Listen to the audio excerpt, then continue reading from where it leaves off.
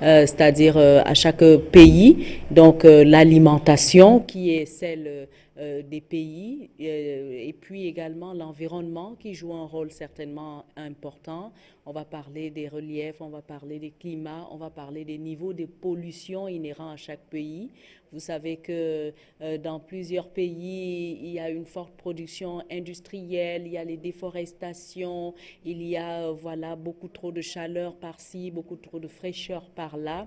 Alors on va se dire certainement ces variants qui sont dans l'air très souvent, parce qu'on dit que le virus, il est dans l'environnement, il est dans l'air. Certainement, ces différentes données qui sont spécifiques à chaque coin jouent un rôle très très important dans les différentes variantes qu'on peut observer.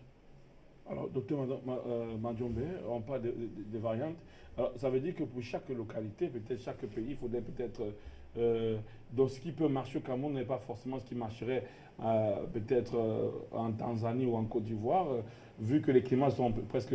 Il y a des climats, il y a des contingences qui sont spécifiques à chaque pays. Euh, ben, je ne pourrais pas dire ça. Ce que je pourrais quand même noter, c'est que le virus peut se transformer euh, d'un pays, peut avoir une mutation différente selon qu'on soit dans un pays ou qu'on soit dans un autre. C'est-à-dire, euh, selon qu'on soit au Brésil, on aura une mutation différente parce que l'alimentation et tout le métabolisme de la population de là-bas est différent de celle qu'on trouve en Afrique ou en Europe et ainsi de suite. Nous nous alimentons très différemment et donc forcément le virus n'agira pas de la même façon. Maintenant, par rapport aux remèdes, nous pensons que nous pouvons trouver des remèdes. Aujourd'hui, nous avons travaillé, c'est pour ça qu'on dit, avec le peu de moyens que nous avons, nous sommes mis en synergie pour essayer de trouver des solutions qui soient universelles, des solutions qui puissent s'adapter à tous ces types de variants. On a quand même eu pas mal de cas entre-temps et je pense qu'au Cameroun, on a rencontré des virus, des cas assez violents de contamination et puis, ou alors de contaminés qui ont retrouvé leur santé. Et en ce moment, je peux dire que oui, la différence peut s'observer d'un variant à l'autre selon qu'on est dans une localité ou dans une autre. Mais nous pensons que nous pouvons trouver des solutions nous avons trouvé des solutions ici qui peuvent permettre de combattre les 6 variants qui existent actuellement, qu'on rencontre actuellement en Afrique. Alors, Merci. merci, docteur Mandiombe. Alors, docteur Joséphine, cela voulait dire qu'avec votre expertise, qu'on aurait pu craindre une autre variante, une autre vague, peut-être si je ne souhaitais pas, hein, peut-être il y aura une troisième, une quatrième, on pourrait utiliser les mêmes produits que de votre laboratoire. Ce qui est certain en fait, c'est que voilà, le plus on sera conscient, le plus rapidement possible, on sera conscient, le plus on va limiter cette affaire de variante. En tout cas, en ce qui concerne l'exemple du Cameroun. Nous avons des produits que nous avons mis sur pied pour lutter contre les variantes de la COVID-19. C'est vrai que les données sont différentes relativement à la première variante, c'est-à-dire nous avons mis des produits en place, mais avec les nouvelles variantes, on a ajusté ces produits. Forcément, il y a des comportements différents, il y a des symptômes qu'on retrouve, des symptômes nouveaux et d'autres symptômes qui ont disparu. Donc, du coup, il a fallu tenir compte de tout ça dans voilà, le réajustement que nous avons fait aux différents produits que nous avons mis sur pied. Donc, alors, les produits, nous les avons actualisés également, c'est-à-dire plus la chose évolue, plus on l'étudie et plus on ajuste également ce qu'on avait déjà mis en place. Mais sinon, nous nous sommes préparés, c'est-à-dire à la venue peut-être d'autres variantes, au cas où, comme je le dis, les décisions ne sont pas toujours prises dans le bon sens, d'autres variantes peuvent survenir. Je pense que l'ajustement actuel est un ajustement qui est capable de lutter contre toutes les variantes de la COVID-19. Alors, docteur Mandiombe, voilà, les variantes peut-être, elles nous rassurent, hein, docteur Joséphine K, vu du haut de son expertise, hein, il faut bien être.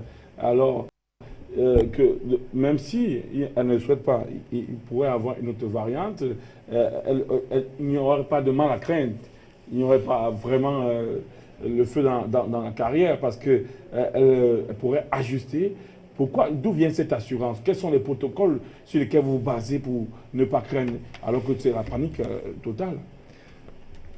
Si on commence à craindre, alors on cesse d'être africain. Parce que vous savez tous que l'Afrique est le berceau de l'humanité. Et la science, elle a démarré en Afrique, en Égypte. Tout le monde le sait. Donc, nous, nous pensons que, quelle que soit la forme que ces variantes vont prendre, l'Afrique trouvera des solutions. Nous sommes des observateurs, c'est-à-dire lorsqu'on a des cas comme cela, nous prenons la peine d'observer les patients et de tirer des conclusions. C'est la raison pour laquelle après qu'on ait étudié, on s'est assis, on a observé les patients, on a adapté les traitements. On a vite remarqué que, contrairement au premier variant, la plupart des variants qu'on a ou des variantes, comme vous dites, qu'on a dans notre territoire, ne sont plus sensibles au traitement antipaludique.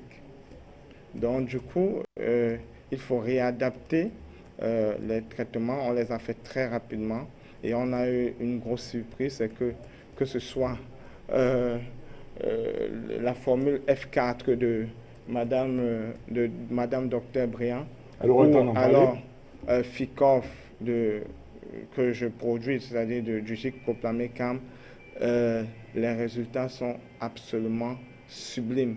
Et avec les produits d'attaque, on s'est rendu compte qu'on s'est débarrassé du virus bien plus rapidement que lors de la première vague. Il est peut-être beaucoup plus virulent, il fait beaucoup de bruit, mais c'est, comme on dit, tonneau vide fait beaucoup de bruit. Quel est le déroulé de votre protocole? Parce que là, vous avez parlé, oui, c'est très beau, la coloration, c'est très bien, mais qu'est-ce qui fait la particularité de votre protocole à vous? Je pourrais donner aussi la parole à Dr Bianca pour parler du F4. Bon. Ce qu'il faut savoir, c'est que dans notre protocole, nous avons deux produits, deux remèdes.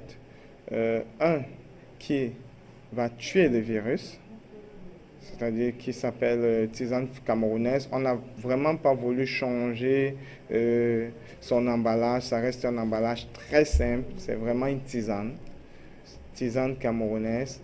Elle tue le virus en 3 jours. Il y a des examens qui ont été faits sur un bon échantillonnage de patients avant et après, depuis presque un mois. Et puis, on a des résultats strictement négatifs qu'on peut présenter au ministère s'il le souhaite bien. Et puis, ce qu'il faut savoir, c'est que ce que nous avons aussi découvert, c'est qu'après, c'est une plante qui permet